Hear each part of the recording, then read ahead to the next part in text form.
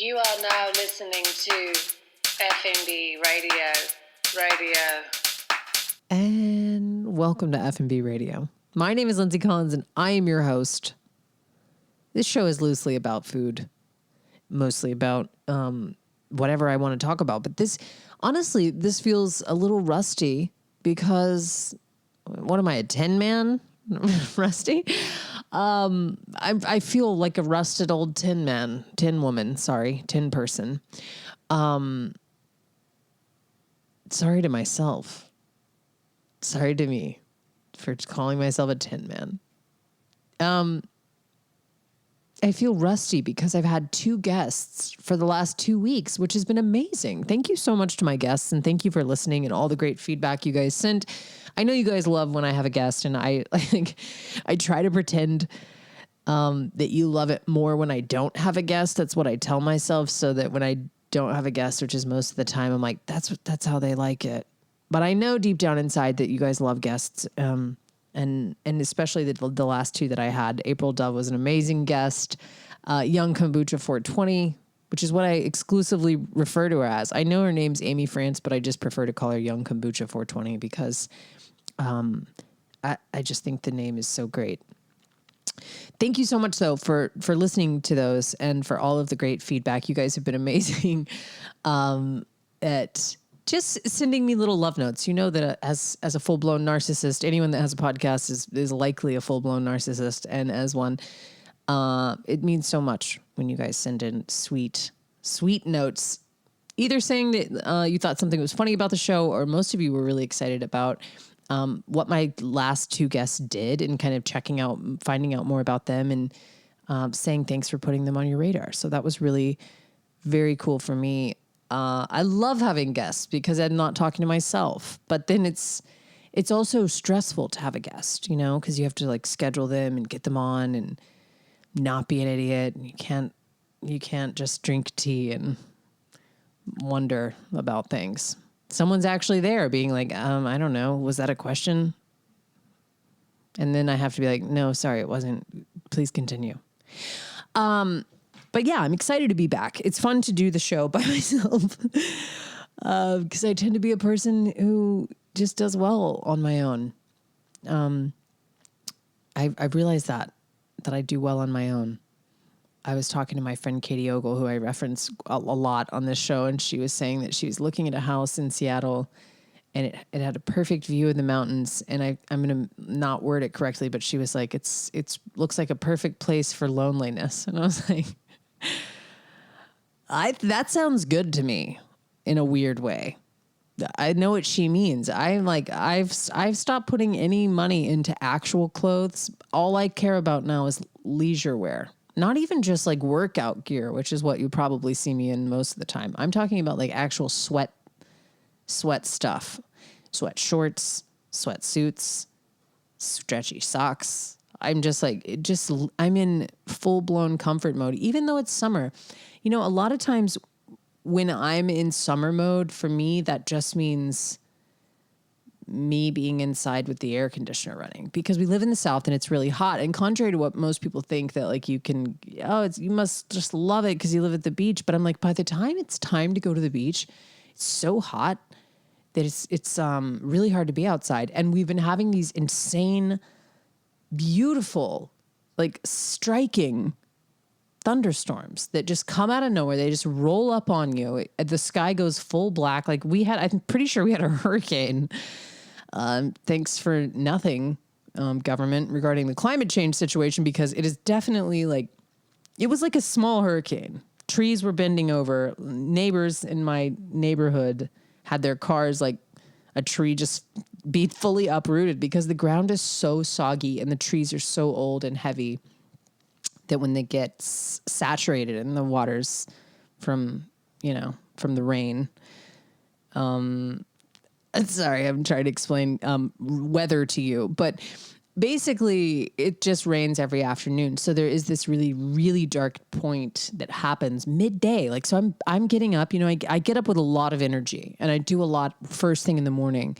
And then eventually I just completely kind of kind of run out of steam and I feel like a little child that needs to take a nap around 3, and it's been getting super dark and just cozy around 3 o'clock. So honestly, this is my ideal time, but not because I'm out like enjoying the summer or like on a boat or on a beach even. I do very little of that because it's just not available to me. If you have a boat and you want to invite me out, then fine. But, you know, most of the time I'm just in here in cozy clothes, staying cool, like a tiny little bear in reverse hibernation. That's what I'm doing. But I ever since Young Kombucha 420 came on my show, aka Amy France, I can't stop thinking about cake. Like I just have to have a cake, and so that's been on my mind since before I interviewed her because I was looking at cakes endlessly. And cakes, are, like I said, are honestly just so seductive and so beautiful, and they just it's not just about like frosting on cake. Like sometimes when you work in restaurants, people will give you trim and it's still good. Like it is still very, very good. Like it's not like it's like trimmed pieces of cake. Like they were cutting a cake and they left the trim.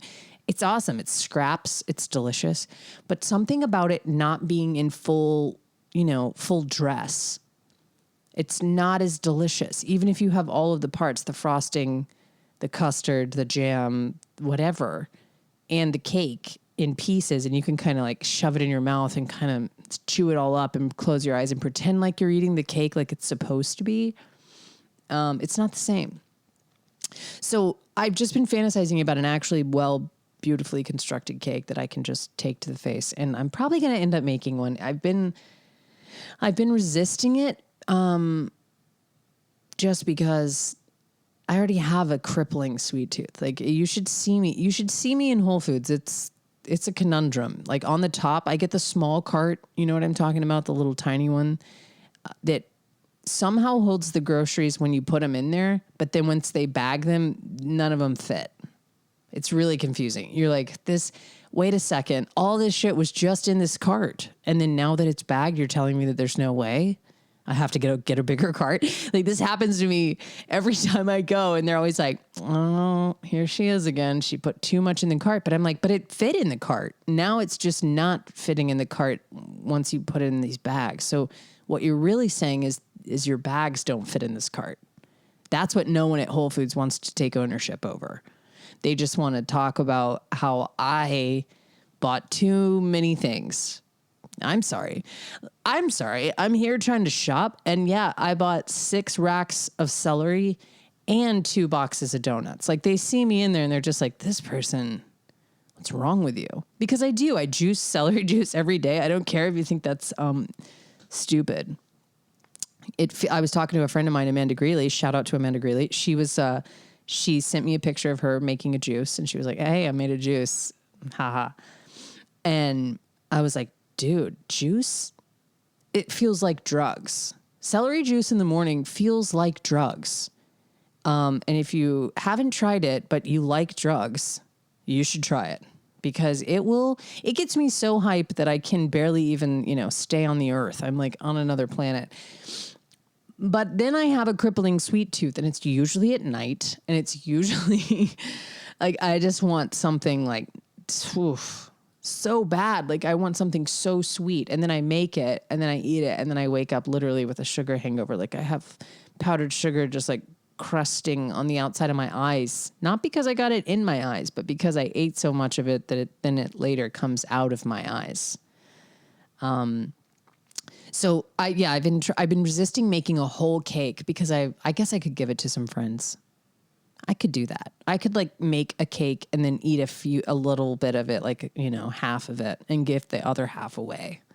But I have a family of 5. I've been putting it off because I've been really tired and really busy. And then I have these cravings for a cake, but I haven't found a way to get one yet. I'm going to work on it. But cakes have been on my mind since last week's episode, and I'm sure they've been on your mind too. And I did hear from a listener, and she's the best, Leslie. I'm shouting out so many listeners and friends because it's just fun. But she said that next time she goes to New York, she's going to try to get me one of Young Kombucha 420's cakes. So I'll report back. Every time I've tried to bring food on a plane, though, it never makes it. So if it doesn't make it, Leslie, I won't be upset, because I've walked in those shoes where I had every intention of bringing someone food from Charleston to whatever city I was going to. And honestly, by the time it makes it there, you're just like, I'm sorry. Sorry I did this.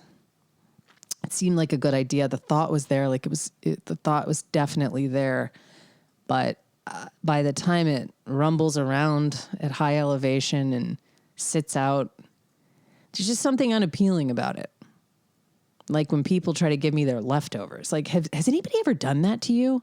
I can remember, maybe they just do it to kids because they're like, they're a kid, they don't care. But like, my parents would go out and then they would try to bring me their leftovers, or if I was babysitting, the people I was babysitting for, not like they got me my own dish, but like I was just eating what they didn't eat from their dish. And that to me is just, it's just nasty, even though it's kind of nice. 'Cause you're like, here, you have this. Somehow it doesn't feel good. I don't like when people offer me stuff that they didn't want or couldn't eat. It's like, that's a little much. It's not enough is what it is. But now as I'm saying this, I'm like getting really self-conscious because I'm trying to be like, have I ever done that to a babysitter? Am I guilty of this crime? I don't think so though, because honestly, I don't give up my leftovers. If I dare bring something home, which I rarely do because I don't like leftovers, even my own leftovers, I have a hang up with leftovers. I've talked about that on this show before, but there's very few things that I will eat leftover. So I don't think I would bring something home and then give it to the babysitter. But if you've ever babysat for me and I've tried to give you something that I didn't eat, hit me up. Usually I try to get them food on the front end because that's the nice thing to do, is like show them that you care by getting them food before they arrive. Yeah, but I could do a whole show on babysitter etiquette. I was a terrible babysitter. I was like, I mean, I have a deep distrust for babysitters, not because anyone's ever done anything wrong, but because I was so wrong as a babysitter. Not to the children necessarily, like just to the parents more. I just was like your worst nightmare. Because I'm like from a good family, and like my parents were, very, very good parents. And we were like on paper, very good kids. And then they would have me babysit and I would be so fun. Like imagine, like I have 3 kids now. I love kids. I'm like a giant child. So I actually get along really well with kids, and always have, like ever since I was a kid. I loved kids. And so I would like have a really good time with them. But then once they went to bed, I would just do like unforgivable things, like invite boys over. And then once they came over, I'd be like, do you want to drink their beer? I would be like 14. Like, do you want to drink their beer? Like just stuff that I would be like so alarmed if I like came home and the person that was supposed to be watching my child, was drinking and there was like a guy there. But at the same time, I'm like, you asked a 14-year-old to watch your kid while you got in your car and drove away and went to a movie and got drunk and went to a dinner. So like, who's really wrong here? Seems like the people that employed me. But at the same time, I think it was a different time. So people were like, yeah, that's who you get to babysit, is like 14 to 16-year-old girls. But not if I'm your 14 to 16-year-old girl, because I definitely had guys over and would be like out on the porch smoking cigs and drinking their beer, like the people that own the house and the children. So I don't trust, I mean, I do trust babysitters because like I don't really go out that much. So the people that I do get are usually very close friends. And I'm like, of course I trust you. I don't think you're like a grown ass woman. You're not going to invite your boyfriend over and drink beer. But I am like, I try to take care of them. I'm like, you can eat anything you want. That's like the best babysitter perk that there is, like carte blanche to the snack drawer, especially if they have good snacks. Like the people that I babysat for, they didn't have good snacks. That's why I had to drink their beer, because I was like, you guys got to give me something. You're not coming in with the fruit roll-ups. You're not coming in with the Dunkaroos. You don't have anything hot in here. There's not even a Swiss Debbie roll, which now that I'm an adult, I realize how inexpensive those are. I'm like, you could at least have a Swiss Debbie roll for me in 2002. Like hook it up. But no, so I guess I'll just drink your beer. But I'm not proud of it. I'm not saying it in a cool way. I'm saying like, hey, was I a troubled teen? Like what happened there? I think that puts me in troubled teen category if I'm like drinking and having boys over when I'm, supposed to be watching someone's kid. But again, I didn't get a lot of babysitting jobs. I was a lifeguard. And then I was a lifeguard for 2 summers. And then I went straight into food and bev. So that's why I was like, once I got into food and bev, I was like, this is good for me. This is where I belong, because it's acceptable. Everybody here is just hanging out and drinking after work. So that felt like, I think I was already in that frame of mind. Like even as a 14-year-old, I was like, oh, the kid's asleep. I've already washed the dishes. Like I'm going to knock off and have a beer. And that seemed fine to me. And in some ways, actually, as I'm saying it out loud, it still does. Because no children were ever neglected or lost in a fire or lost, period. When I was babysitting, they're all doing great. They're all thriving. I talk to them. I only babysat for a couple families. So like I said, my career was short-lived for all of the aforementioned reasons. Yeah. I said I could do a whole episode on babysitting, and then I kind of did, but I didn't mean to spill all of my darkest secrets. That's what the tea does. Once you're on the heavily steeped tea, you start, I see why the saying is spill the tea. Is that why? Because you get so loose on tea that you start just pouring out secrets? I don't know. I don't make the rules. I also don't use that saying. So, yeah, what else has been going on? I feel like so much. People are taking vacations and everybody seems like they're having a good time, but I'm not taking any vacations. Doesn't mean I'm not having a good time. Honestly, I'm happy at my house. I don't need to go to, the Amalfi Coast like all of you guys. I don't need that. I don't need that to feel secure. I can just hang out here and like save a bunch of money. That's what I'm about. Have you seen it out there? Who wants to travel? Why would you want to go anywhere? I get why you want to escape, but listen, trust me, there's other ways. It doesn't involve getting on a plane and getting stuck in a foreign country. No, I'm jealous. I've never been to Italy. I've never been to any coasts in Europe, and someday I would love to. It's on my list, people. I'm not going because I don't want to. I can tell you that. I'm not going because I can't. But that's going to all change soon, because I don't know if you noticed, but F&B radio is on the rise. And while we're talking about that, I want to once again, Bernie Sanders style, remind you that if you want to sponsor this podcast, now is your time.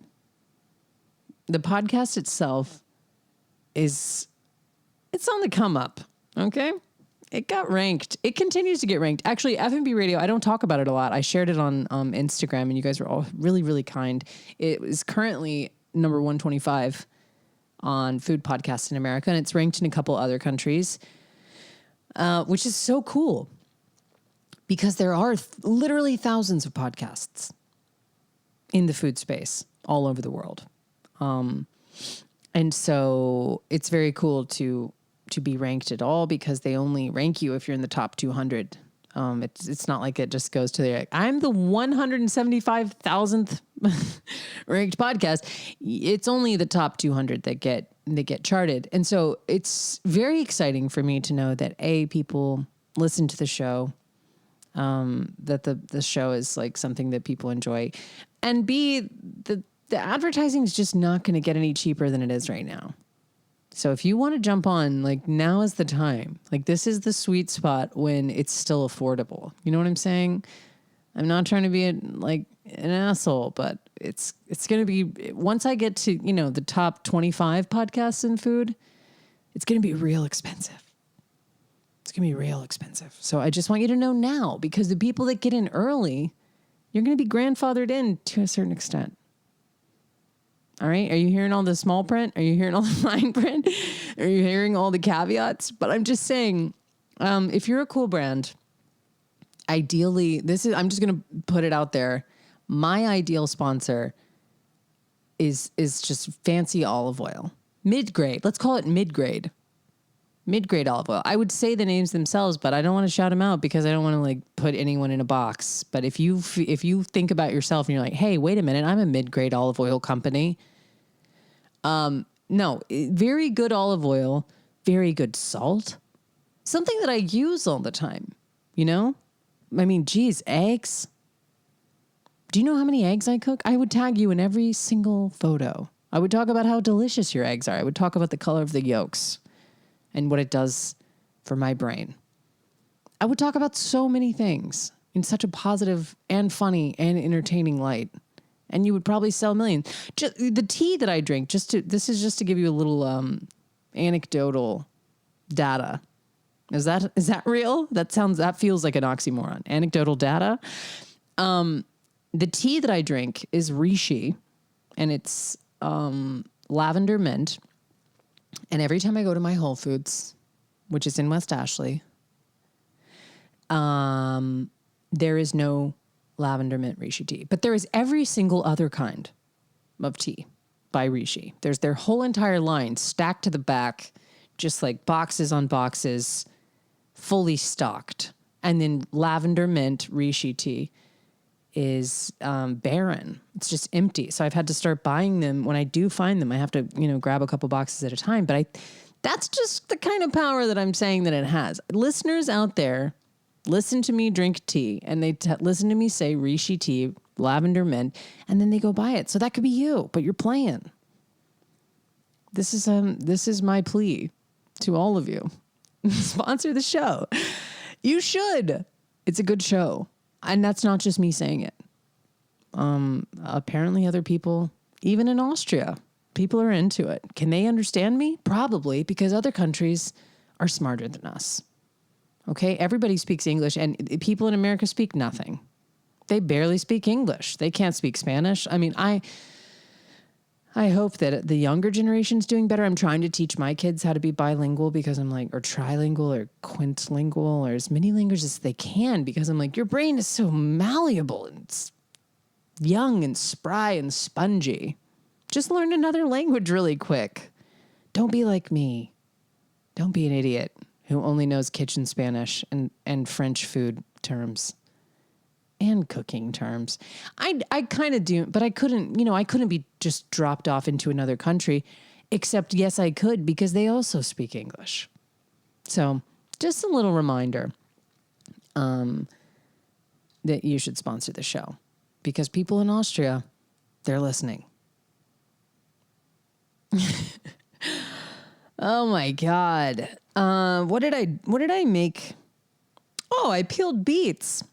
This is something I've been trying to like jot down things to talk about so that when I find myself ranting about me not knowing enough languages, I can get back on track. One of the things that I wrote down was I used tinfoil and a 9x13 Pyrex dish to steam beets. Because full disclosure, I've been a little sick. It's not what you think it is. It's not COVID. I've had you guys know, I've talked about it. I tell you guys everything. I've had these ear infections on and off for a long time, and I finally got seen by a doctor because it got bad again, and I got put on an antibiotic, and I wasn't feeling good at all. Like, it was so bad. I felt so weak and terrible that I was like, I need iron or something. You know when you just feel like puny, like a dish rag, like you're just laying there like bleh. Like you have no energy. And so I was like, I need like iron. I'm deficient in something. And so beets had been just calling out to me, and they're extremely good for you. Blood building, iron rich, and I love them. It's not just like a food is medicine, though I do believe that. So I bought a bunch of golden beets and I steamed them using just my oven and a pan and some tinfoil and some water. And they were so beautifully steamed that when I took them out and peeled them, the skins just slipped right off. Just perfectly slipped right off. And I was like, you know what? Shout out to techniques, because techniques, this is something I don't know if I talk about enough, but I'm against appliances. Not like on principle. I just find that I don't have any. And so I can, deduce that means that I'm against them somehow, because I just don't have them. I do have a very, very high quality blender. It's a Vitamix, and I have a food processor. But I don't have like a microwave. Someone else bought me a toaster. Shout out to my dear listeners who sent me a toaster after they heard that I didn't have one. But there's no appliances like sitting out. There's no toaster oven. There's nothing that plugs in and sits on the counter. There's one nice coffee machine, and then there's a KitchenAid. And I think that's it. Like I don't have, like I said, I don't have a microwave. I don't have a toaster oven. I don't have an air fryer. I don't have a rotisserie chicken maker. I don't have any of that because I don't want any of that. Because what I'm always go back to and just am amazed by is that what you can do if you just like use your oven or your pots and pans right. Like if you know a technique, like how to steam something with tinfoil in a very, very basic pan, you can nail it. If you know your oven, you can nail it. And I'm like, why do people spend so much time trying to develop these really niche appliances, like that are just going to make something convenient? I'm like, it's never going to be as good. Like the disconnect there is just so funny to me, because I'm like, if you weren't a person that liked cooking before, getting an air fryer isn't going to make you like cooking. You know what I mean? Like you have to actually care about what you're doing.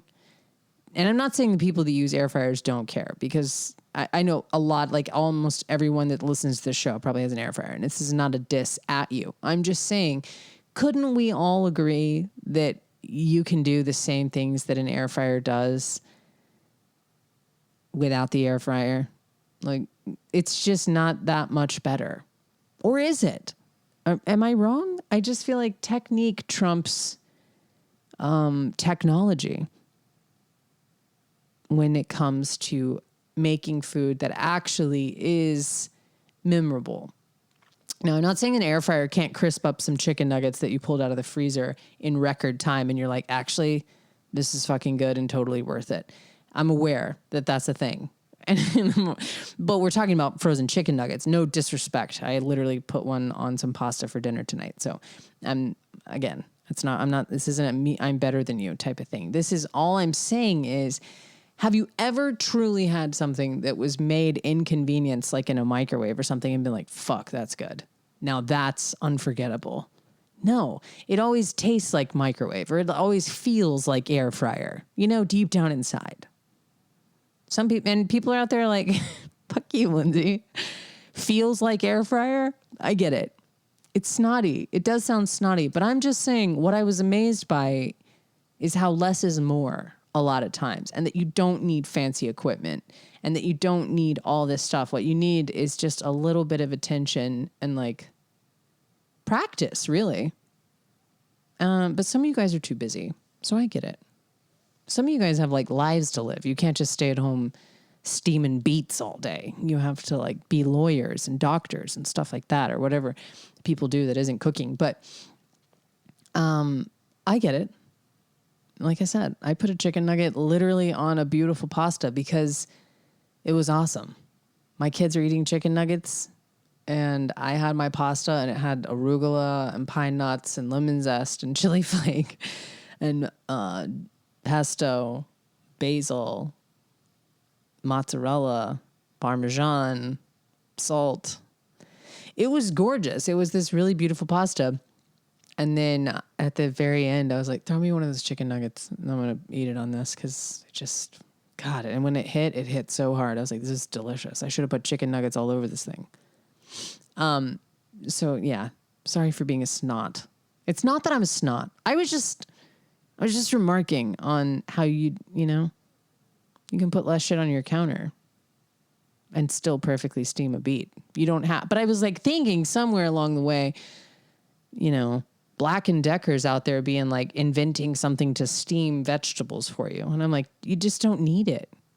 Or you can get a steaming basket, like the traditional ones, the bamboo steaming basket. Those things are fucking genius. And it's not an appliance, you just set it on your pan in some water and let it do its job. Anyway, I'm sorry about what I said about air fryers. I can tell you guys are mad. You're not saying it, but I can tell you're mad. Maybe I'll get one. I'm just not though, because I already just know that in the air fryer, there's like some little grease trap part that you have to clean out, and I can already smell it. And I don't want it. I won't do it. I love you guys. If you want to sponsor the show, after all not if you're an air fryer company, although that would be hilarious, but it would be an anti-ad. Those are more effective sometimes though, because I can guarantee you right now, all of the people that are listening to this show that are up in arms about an air fryer, are either going to go out and purchase one because we've been talking about them for so long, or they're going to buy a new one because they already had one, and they're going to double down on their love for air fryers. So any press is good press. Even if you're an air fryer company, hit me up. Maybe you can change my mind and you can sponsor the show. You can email me at fnbradio@gmail.com. That's EFFINBRADIO@gmail.com if you want to sponsor the show, or if you want to send me,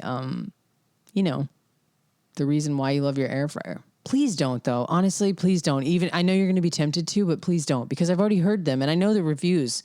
They're raving. People love them. People love a goddamn air fryer, and I'll allow it. I wish you and your air fryer well. But I just am happy that you're here, even if you do have appliances, even if you love your appliances. Happy you're here. Thank you for listening. I'll see you next week. Bye, bye, bye, bye, bye. Bye.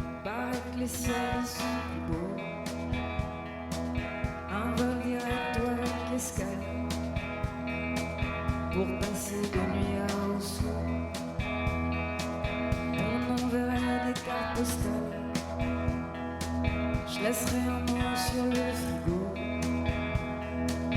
On déciderait de se faire la malle. Ta famille, les amis,